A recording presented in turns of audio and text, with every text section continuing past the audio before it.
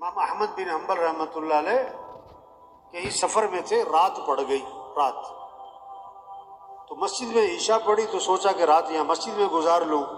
مسجد والوں نے کہا بھی ہم نے مسجد بند کرنی ہے، سب باہر نکل جائیں۔ انہوں نے کہا بھی میں مسافر آدمی ہوں، رات گزارنی ہے۔ اپنا تعارف نہیں کروایا میں کون ہوں۔ انہوں نے کہا نہیں جی یہاں اجازت نہیں ہے۔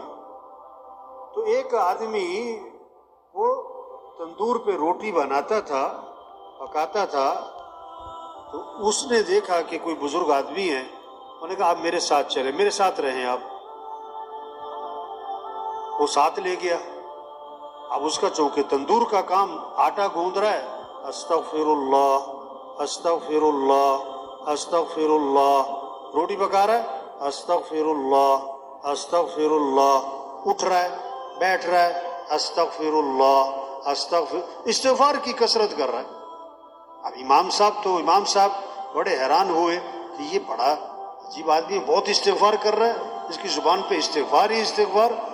اس سے پوچھا بھائی یہ تم نے استغفار بہت کیا ہے، کیا اس کے کیا فائدے دیکھے؟ انہوں نے کہا جی میرے بڑے مسائل تھے، جب سے میں نے استغفار کی کثرت شروع کی ہے اللہ نے میرے مسئلے حل کر دیے، اور میں جو مسئلہ آتا ہے اللہ سے مانگتا ہوں اللہ میرا مسئلہ حل کر دیتا ہے، میری دعائیں قبول ہوتی ہیں۔ استغفار کی میں نے یہ فائدہ دیکھا، میری دعائیں بڑی قبول ہوتی، میری ساری دعائیں قبول ہوئی، ایک دعا ابھی تک قبول نہیں ہوئی، باقی ساری قبول ہو گئی۔ وہ کون سی نہیں ہوئی بھائی؟ کہ میں نے نام سنا ہے کوئی امام احمد بن حنبل، بڑے اللہ والے، کوئی بزرگ آدمی ہے، میں نے اللہ سے دعا مانگی کہ اللہ میری کبھی ان سے زیارت ملاقات تو کروا دے، میں ان کی زیارت کرنا چاہتا ہوں، یہ میں نے دعا مانگی، یہ ابھی تک قبول نہیں ہوئی، باقی ساری قبول ہو گئی ہیں۔ امام صاحب نے کہا اللہ کے بندے تیری وہ دعا بھی قبول ہو گئی، میں جو تیرے سامنے بیٹھ رہا ہوں احمد بن حنبل ہی بیٹھا ہوں میں تیرے سامنے، اور مجھے لگتا یہ ہے یہ استغفار کی جو تیری کثرت ہے نا یہی مجھے کھینچ کے یہاں پر لے کر آئی ہے۔ ایک صحابی نکلے اور زور سے کہہ رہے ہیں واہ ذنوبا واہ ذنوبا، آئے میرے گناہ آئے میرے گناہ، میں تو ہلاک ہو گیا۔ آپ نے فرمایا کیا ہوا؟ کہ حضور میرے سے گناہ بہت ہو گئے، میں تو مارا گیا۔ آپ نے فرمایا کہو اللہم ان مغفرتک اوسع من ذنوبی ورحمتک ارجع عندی من عملی، اے اللہ بے شک میرے گناہ بہت زیادہ ہیں لیکن تیری جو مغفرت ہے نا وہ میرے گناہوں سے بھی زیادہ وسیع ہے، اور مجھے اپنے عمل کا کوئی آسرا نہیں، مجھے تو تیری رحمت ہی کا آسرا ہے۔ میں پھر کہو اللہم ان مغفرتک اوسع من ذنوبی ورحمتک ارجع عندی من عملی، میں پھر کہو اللہم ان مغفرتک اوسع من ذنوبی ورحمتک ارجع عندی من عملی۔ 3 دفعہ ان سے یہ دعا پڑھوائی اور میں جاؤ اللہ نے تمہارے سارے گناہ معاف کر دی۔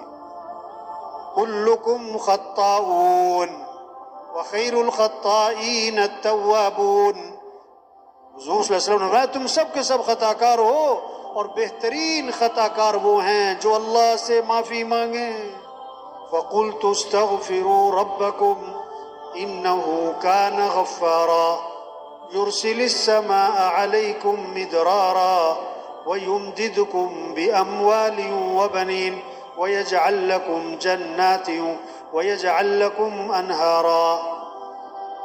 استغفار کرو تو کیا ہوگا؟ ایک تو اللہ گناہ معاف کر دیں گے، اور پھر اللہ بارشیں دیں گے، اور اللہ تمہاری مدد کریں گے، مال بھی دیں گے، مال اولاد بھی دیں گے، بیٹے دیں گے، اور اللہ نہروں میں برکت دیں گے، باغات میں برکت دیں گے۔ یہ اللہ کے وعدے ہیں۔ ہمارے مسئلوں کا حل حکومتوں کا بدلنا نہیں ہے، ہمارے مسئلوں کا حل مال کی کثرت نہیں ہے، ہمارے مسئلوں کا حل اسباب کی کثرت نہیں ہے، ہمارے مسئلوں کا حل استغفار ہے، اللہ سے معافی مانگنا ہے، اللہ کے سامنے گڑ گڑانا ہے، اللہ کے سامنے رونا ہے، اللہ کے سامنے تضرع زاری کرنا ہے۔ ہاں یہ ہمارے مسئلوں کا حل ہے، چھوٹے بڑے مسئلوں کا حل، انفرادی اجتماعی مسئلوں کا حل، غریبوں کے مالداروں کے مسئلوں کا حل، عوام کے حکمرانوں کے مسئلوں کا حل، استغفار استغفار، اللہ سے معافی مانگیں، توبہ کریں، اللہ کے سامنے روئیں، اللہ کے سامنے گڑ گڑائیں، اپنے گناہوں کو چھوڑیں، جو غلطی ہوئی اس پر ندامت ہو، آئندہ اس گناہ سے بچنے کا عزم ہو،